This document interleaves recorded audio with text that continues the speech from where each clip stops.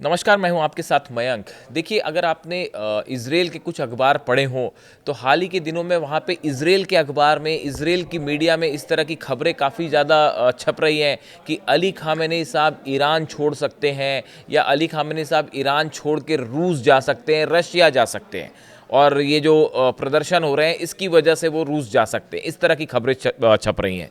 इसको लेकर मुझसे कई दर्शकों ने सवाल किए कि मयंक जी, आप इस पूरे मामले के बारे में क्या सोचते हैं और आप अपनी राय बताइए। मैं अपनी राय तो आपको बताऊंगा कि मैं क्या सोचता हूं, लेकिन पहले मैं ईरान का वर्जन बताता हूं कि ईरान ने इन खबरों को लेकर, जो कि खास तौर पर इजराइल के मीडिया में छाई हुई हैं, उसको लेकर ईरान ने क्या कहा है। ईरान ने इस तरह की खबरों का पूरी तरह से खंडन किया है।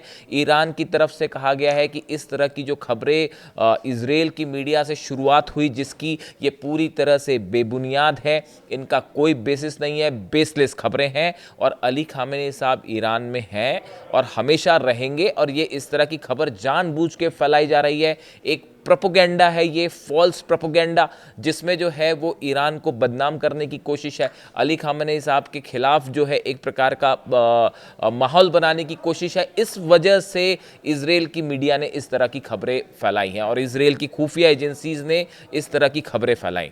देखिए, जिस तरह से ईरान में प्रदर्शन हो रहे हैं, कई शहरों में प्रदर्शन हुए, लेकिन आप देखिए, ये जो गुस्सा था, मैं पहले भी ये बात बोल चुका हूँ, ये लोगों का जो गुस्सा है, ये वहाँ पे नौकरियाँ, रोजगार जो कम हुए उसको लेकर है, अर्थव्यवस्था को लेकर है। सत्ता परिवर्तन का गुस्सा नहीं है। ये बात मैंने पिछले वीडियो में भी कही थी और एक बार फिर मैं इसको दोहराता हूँ कि इस तरह का वहाँ पे जो है, आपने देखिए इतने सारे सैंक्शंस लगे ईरान के ऊपर। अमेरिका की तरफ से सैंक्शंस है, स्नैपबैक सैंक्शंस यूरोप की तरफ से, ऑयल बिजनेस रुका हुआ है। ऐसे में बड़ी स्वाभाविक सी बात है कि इन्फ्लेशन बढ़ेगा, अर्थव्यवस्था पर असर होगा, जिसके लिए लोगों का गुस्सा है और वो उसके खिलाफ प्रोटेस्ट कर रहे हैं। तो देखिए, लेकिन ये ऐसी स्थिति नहीं है कि जिसके लिए जो है वहां पे कोई सत्ता परिवर्तन की बात हो रही है, ऐसा कतई नहीं है। अब देखिए, मैं दो चीज़ें और कहना चाहता हूँ। ईरान का क्या पक्ष है वो मैंने आपको बताया। ईरान की तरफ से साफ कहा गया है कि ये जो खबरें हैं इजराइल की तरफ से फैलाई गई हैं, इजराइल की खुफिया एजेंसी और जो मीडिया है उनकी तरफ से जानबूझ के प्लांट की गई है खबरें अली ख़ामेनी साहब के खिलाफ। ये ईरान का कहना है। अच्छा, कई लोगों ने मुझसे पूछा कि भाई, आप इस पूरे मामले में क्या सोचते हैं। देखिए, मैं क्या सोचता हूँ मैं आपको बताता हूँ, लेकिन अभी हाल ही में ईरान में इमाम अली साहब का जन्मदिन मनाया गया, जिसे 13 रजब कहते हैं। मैं उस दिन सोच रहा था कि मैं अलग से वीडियो करूं इसको लेकर, लेकिन वेनेजुएला पर अटैक हो गया और वो पूरे जंगी हालात हो गए, इसलिए वो वीडियो मैं बना नहीं पाया। देखिए, जब 13 रजब बनाया गया ईरान में और जो अभी 3 जनवरी को गया, उस दिन जो तस्वीरें ईरान से आईं, पूरे ईरान में उस दिन जश्न मनाया गया, लोगों ने सेलिब्रेट किया। देखिए, लेकिन तस्वीरें कौन सी बाहर आ रही हैं? जो प्रदर्शन वाली हैं। फैलाई कौन सी तस्वीरें जा रही हैं? प्रदर्शन वाली। लेकिन 13 रजब को इमाम अली साहब का जब जन्मदिन मनाया गया, तो अली ख़ामेनी साहब जिंदाबाद के नारे भी लगे ईरान में। सैकड़ों लोग, हजारों लोग सड़कों पर थे, आतिशबाजी कर रहे थे, घरों को सजाया भी गया था। वो तस्वीरें किसी ने नहीं दिखाई, लेकिन हकीकत ये है कि हजारों लोग सड़कों पर थे और अली ख़ामेनी साहब के लिए अपना समर्थन दे रहे थे। और इतना ही नहीं, ये सिर्फ 13 रजब की तस्वीरें के बाद भी बहुत सारी तस्वीरें ऐसी सामने आ रही हैं जिसमें ईरान की जो सेना सड़कों पर है, लोग उसका स्वागत भी कर रहे हैं। इस तरह की भी तस्वीरें हैं। आप देखिए, अगर आप सर्च करें ईरान के मीडिया को, वेबसाइट्स को, तो आपको बड़ी सारी ऐसी तस्वीरें मिलेंगी जिसमें जो है वहाँ की जो सेना है, आईआरजीसी की जो सेना है, लोग उसका स्वागत भी कर रहे हैं। और उनके लिए जो जो सड़कों पे तैनात लोग हैं, सेना के जो अधिकारी हैं और सैनिक हैं, उनको खाना पानी देने का काम भी लोग कर रहे हैं। यानी देखिए, हर तस्वीर के दो पहलू होते हैं, किसी भी मुद्दे के दो पहलू होते हैं। असंतोष अपनी जगह है, वो अर्थव्यवस्था को लेकर है, लेकिन इसका मतलब ये नहीं कि वहाँ की सेना या ख़ामेनी साहब के लिए किसी तरह का कोई बहुत बड़ा गुस्सा है। इस तरह की बात बिल्कुल बेसलेस है। अब देखिए, कुछ लोगों ने मुझसे पूछा, आपको क्या लगता है ये अली ख़ामेनी साहब की रूस जाने वाली जो खबरें जिस तरह से इजराइल में और कई अखबारों में, मिडिल ईस्ट में आई, इसको लेकर आपकी क्या राय है। देखिए, मैं आपको याद दिलाना चाहता हूँ कि जब 12 दिन वाली जंग हुई थी, उस जंग के बीच में मैंने तो इस पर वीडियो भी बनाया था। 12 दिन की जब जंग हुई थी, उस दौरान तेहरान में F-35 बम बरसा रहे थे, मिसाइलें गिर रही थी, ड्रोन से अटैक हो रहे थे। इजराइल के रक्षा मंत्री और प्रधानमंत्री इस तरह की धमकियां दे रहे थे कि अगला निशाना जो है वो अली खामेनी साहब पे होगा। इस हालात के बीच में, इस जंगी हालात के बीच में, खुली मॉस्क में, खुली मस्जिद में आके डंके की चोट पर अगर किसी ने नमाज अदा की थी तो वो थे अली खामेनी साहब।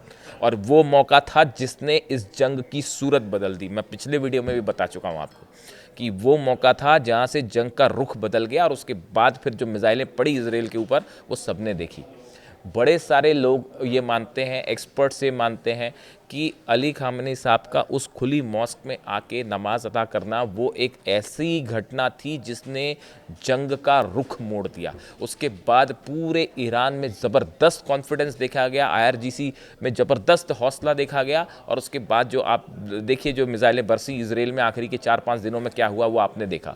तो जो शख्स F-35 जेट्स के बीच में और मिसाइलों के बीच में खुली मॉस्क में आके नमाज पढ़ सकते हैं, अली खामेनी साहब, वो कुछ लोग अगर सड़कों पे प्रदर्शन कर रहे हैं इकॉनमी को लेकर, तो उनके डर से वो ईरान छोड़ के रूस चले जाएंगे।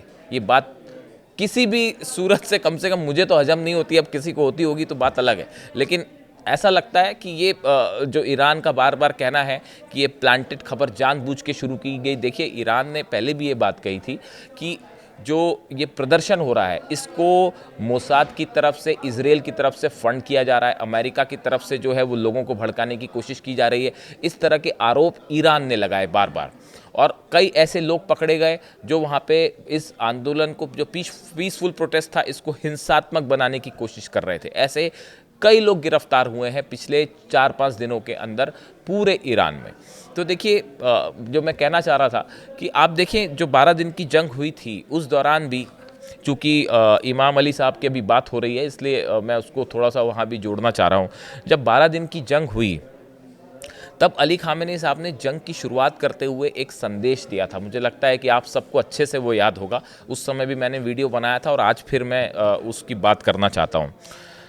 उन्होंने क्या लिखा था उस पोस्ट में? उन्होंने लिखा था, महान हैदर के नाम पर लड़ाई शुरू होती है, अली अपनी जुल्फ़िकार के साथ खैबर लौटते हैं। ये उन्होंने सेंटेंस सोशल मीडिया पे पोस्ट किया और जंग का ऐलान कर दिया था। अब देखिए, 4 शब्दों का इस्तेमाल किया उन्होंने, हैदर, अली, जुल्फ़िकार और खैबर।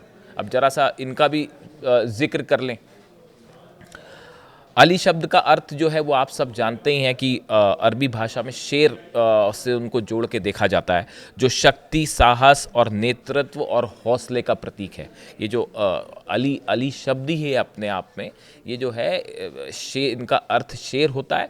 और इमाम अली की अगर बात की जाए तो उनका पूरा व्यक्तित्व हिम्मत से, हौसले से, साहस से, नेतृत्व से, अकेले लड़ने की हिम्मत से जोड़ा जाता है, किसी भी सूरत में हार ना मानने के भाव से जोड़ा जाता है। अली खामेनी साहब ने जब उस जंग की शुरुआत की थी, ईरान अकेला लड़ रहा था, ना रूस मदद को था, ना चीन मदद को था, दुनिया की कोई देश ईरान की मदद नहीं कर रहा था।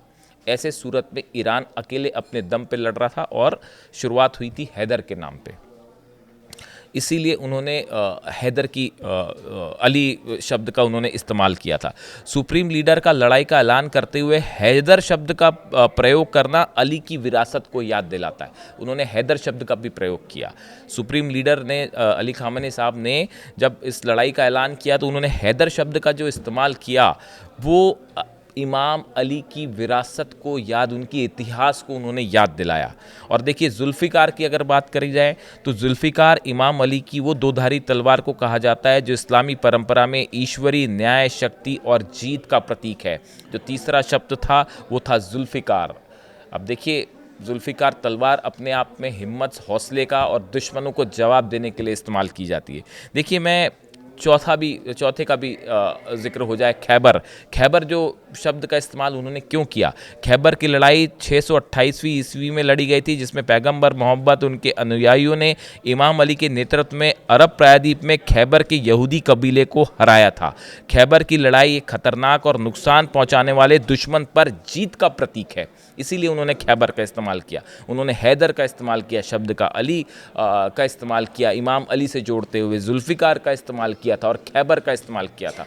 जो 12 दिन की जंग हुई थी और उसका नतीजा, उसके बाद उन्होंने खुद ये अनाउंसमेंट किया कि हमने जो है इस 12 दिन की जंग में इजराइल को हरा दिया है। देखिए, कहने का मतलब ये है कि जब ईरान में बम बरस रहे थे, F-35 जेट्स बम बरसा रहे थे, मिसाइल्स गिर रही थी, उस हमले के बीच में जो अली खामेनेई साहब चट्टान की तरह डटे रहे, ईरान के लिए लोगों का हौसला बढ़ाते रहे, वो हैदर के नाम पर टिके रहे, वो अली के नाम पर टिके रहे, वो खैबर के नाम पर टिके रहे, वो जुल्फ़िकार के नाम पर टिके रहे। और वो अली खामेनेई साहब आज एक प्रदर्शन के चलते ईरान छोड़ के रूस चले जाएं, ये बात तो संभव हो ही नहीं सकती। ये सिर्फ मेरी राय नहीं है, बहुत सारे लोगों का ये कहना है कि उस जंग के दौरान अली खामेनेई साहब ने जो हिम्मत और हौसला दिखाया, वो एक मिसाल है पूरी दुनिया के लिए, ना सिर्फ ईरान के लिए बल्कि पूरी दुनिया के लिए, कि अकेले अपने दम पर कैसे जंग जीती जाती है। वो अली खामेनेई साहब आज कुछ लोगों के प्रदर्शन से या कुछ लोगों के नाराज़ होने से वो अपनी सत्ता छोड़ के जो है वो ईरान छोड़ के, उस ईरान देश को छोड़ के जिससे वो बेइंतहा मोहब्बत करते हैं, उसे छोड़ के वो चले जाएं रूस, ये बात संभव हो ही नहीं सकती। अली खामेनेई साहब की जितनी आप स्पीच सुने, उस सब में ईरान के लिए प्यार झलकता है। वो हमेशा शुरुआत ही इस बात से होती है उनकी कि ईरान जो है वो हमेशा विकास करे, ईरान हमेशा आगे बढ़े, और अल्लाह जो है वो ईरान पर जो है वो हमेशा हौसला दे, साहस दे, ईरान को आगे बढ़ाए। इस तरह की बात से वो बात को शुरू करते हैं हमेशा। ईरान के लिए जो उनके मन में जितना प्रेम है, ईरान के लोगों के लिए जितना प्रेम है, वो कभी ख़त्म हो ही नहीं सकता। इजरायली मीडिया का एजेंडा जो है, या इजराइल के खुफिया एजेंसीज़ का जो एजेंडा है, जैसा कि ईरान आरोप लगा रहा है, वो कभी सफल नहीं हो पाएगा। तो देखिए, प्रदर्शन हो रहे हैं वहाँ पे, ठीक बात है, लेकिन उसकी वजह भी है। अमेरिका की तरफ से सैंक्शंस देखिए कितने सालों से लगे हुए हैं, स्नैप बैक सैंक्शंस भी लगा दिए हैं यूरोप में, ऑयल बिजनेस पूरी तरह से ठप किया गया, उसका आर्थिक असर होना स्वाभाविक है। लेकिन उसके लिए ईरान की सरकार ने अब कदम उठाने भी शुरू कर दिए। और बात यहीं तक नहीं है, बात हालात ये भी है कि ईरान की तरफ से ये भी बात कही गई है, अली खामेनेई साहब की तरफ से साफ संदेश दे दिया गया है अमेरिका और इजराइल को कि ईरान किसी कीमत पर नहीं झुकेगा। आप लाख साजिश कर लीजिए, लोगों की भड़काने की कोशिश करिए, आप तरह तरह की धमकी दे दीजिए, किसी भी सूरत में ईरान नहीं झुकेगा। हर चुनौती का करारा जवाब दिया जाएगा। और अब तो एक मिसाइल टेस्ट कर दिया है उन्होंने, इराक के बॉर्डर पर कर दिया, जहां से अमेरिकी बेस बेहद करीब है। सीधा संदेश है कि किसी कीमत पर हम नहीं झुकने जा रहे। इन हालात में इस तरह की बातों का औचित्य मुझे तो नहीं समझ आता कि अली खामेनेई साहब जो हैं वो रशिया चले जाएंगे। इस सूरत में इस तरह की खबरों को लेकर ईरान की तरफ से बड़ी साफ बात कही गई है कि ये बेबुनियाद खबरें हैं इस तरह की, कि अली खामेनेई साहब सत्ता छोड़ के जा सकते हैं या ईरान में कोई बहुत बड़ा सत्ता परिवर्तन हो रहा है। ये इजराइल की मीडिया का एजेंडा है, इजराइल का एजेंडा है, मोसाद का एजेंडा है। इस तरह की बात ईरान की तरफ से साफ कही गई है। अब इससे जुड़ा अगर कोई और अपडेट होता है मैं आप तक पहुँचाऊँगा। Thank you so much.